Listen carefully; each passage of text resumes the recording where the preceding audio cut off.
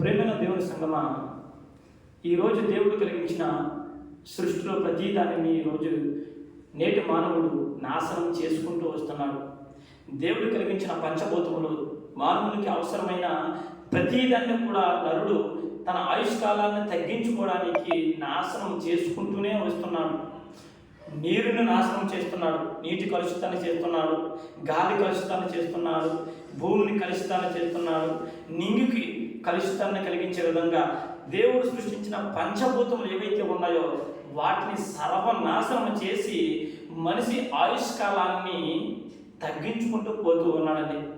ఎక్కడెక్కడికో పరుగులు తెద్దామనుకున్న నరుడు చివరికి తనను 6 అడుగుల గోతులోకి పాతి పెట్టేసుకోవాల్సిన కర్మ మనిషి జీవితానికి పట్టిందన్న సంగతి మనిషికి ఈ రోజున అర్థం కావడం లేదు. అందుకేనండి ఈ భూమి మీద అనేకమైన ఫ్యాక్టరీలను పెట్టి ఈ భూమి మీద ఊహించిన వాటిని, దేవునికి విరుద్ధమైన వాటిని, ప్రకృతికి విరుద్ధమైన వాటిని తీసుకొని వచ్చి మనిషికి ముప్పి కలిగే విధముగా మార్చుకుంటున్నారే కానీ మనిషికి ఆయుష్ను పెంచే విధముగా, ఆరోగ్యాన్ని కలిగించే విధముగా మనుషులు దోహదం చేయడం లేదండి. ఈ రోజున విశ్వాసములకు కర్తయగు దేవుని వైపు చూచి మన ఎదుట ఉంచబడిన పందెంలో పరిగెట్టాల్సిన మనిషి, దేవునిలో పరిగెట్టాల్సిన మనిషి ధనమోహంలో పడిపోయి డబ్బు సంపాదిస్తేనే విలువ ఉంది, ఫ్యాక్టరీలు కడుతూనే విలువ ఉంది, ఈ ప్రకృతిని నాశనం చేస్తేనే విలువ ఉందని దేవుడు సృజించిన ప్రతి దానిని సర్వనాశనాన్ని కలిగించి సర్వనాశనం చేసి మనిషి ప్రాణం మీదకి తీసుకొని వచ్చుకుంటున్నాడండి. ఈ రోజున మనిషి తినేది కెమికల్ ఫుడ్, మరలా వేసుకునేది కూడా కెమికలే. దయచేసి గమనించండి, ఎంత దేవునికి విరుద్ధంగా ప్రవర్తిస్తామో, ఎంత దేవుణ్ణి కాదని పరుగులు తీస్తామో అంతగా మనము చావుని కొని తెచ్చుకున్నట్టే.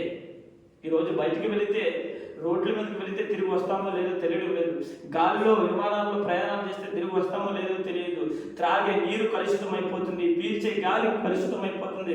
ఇదిగో పరుగులు తీస్తూ ఉన్నాం మనం, పేర్ల కోసం, పలుకుబడుల కోసం, ఆస్తుల కోసం, అంతస్తుల కోసం మనం పరుగులు తీస్తున్నాం. కానీ ఆ పరుగులు ఏమాత్రం కూడా మనిషికి ఉపయోగపడడం లేదని దేవుడు సెలవిస్తున్నాడండి.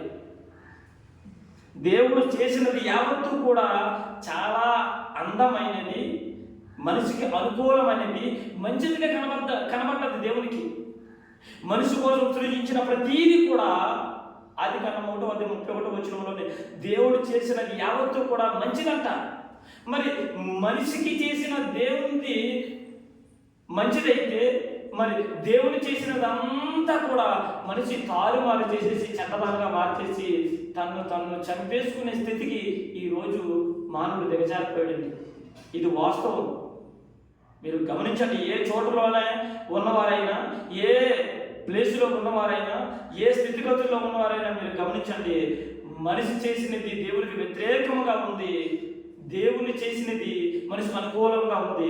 దేవుడు చేసినది అనుకూలమైన ప్రకృతి అంతా కూడా మనిషికి ఆరోగ్యాన్ని కలిగించేదిగా ఉంటే, మనిషి చేసిన ప్రతీది కూడా మనిషికి అనారోగ్యాన్ని తెచ్చిపెట్టేదిగా కనబడుతుంది.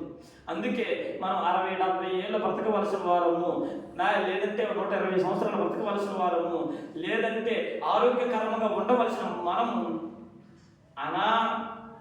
అనాది కాలం నుండి ఇప్పటి వరకు అన్యాయంగా కొద్ది సంవత్సరాలకి ఆయుష్ను ముగించుకొని పోవాల్సిన పరిస్థితి ఏర్పడుతుంది. దయచేసి గమనించి మనిషి జ్ఞానం ఎలా ఉండాలంటే దేవునికి అనుకూలమైనదిగా ఉండాలి. అప్పుడే మనల్ని మనం ఆరోగ్యవంతులుగా మనం కాపాడుకోగలం. Thank you.